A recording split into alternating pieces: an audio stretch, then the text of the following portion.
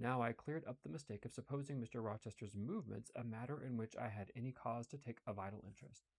Not that I humbled myself by a slavish notion of inferiority. On the contrary, I just said, "You have nothing to do with the master of Thornfield, further than to receive the salary he gives you for teaching his protege, and to be grateful for such respect and kind treatments, as, if you do your duty, you have a right to expect at his hands.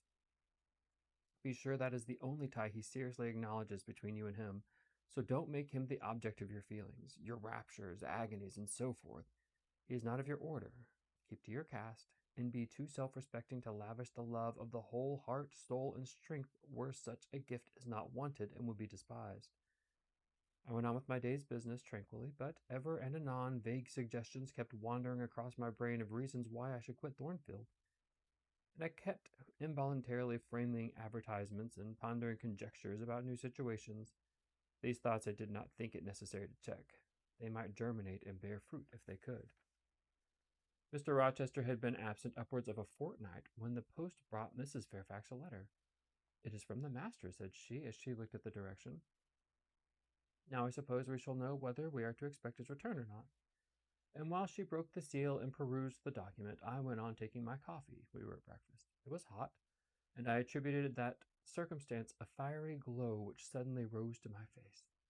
Why my hand shook, and why I involuntarily spilt half the contents of my cup into my saucer, I did not choose to consider. "Well, I sometimes think we are too quiet, but we run a chance of being busy enough now, for a little while at least," said Mrs. Fairfax, still holding the note before her spectacles. Ere I permitted myself to request an explanation, I tied the string of Adele's pinafore, which happened to be loose.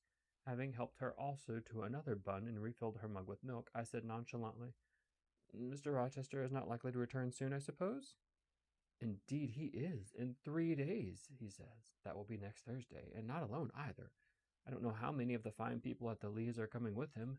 He sends directions for all the best bedrooms to be prepared, and the library and drawing rooms are to be cleaned out, and I am to get more kitchen hands from the George Inn and at Milket, and from wherever else I can, and the ladies will bring their maids and the gentlemen their valets, so we shall have a full house of it."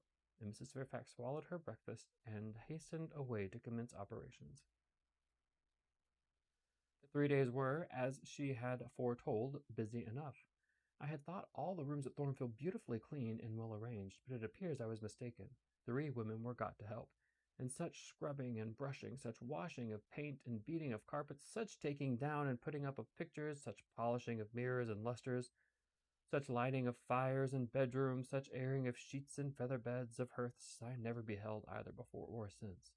Adele ran quite wild in the midst of it,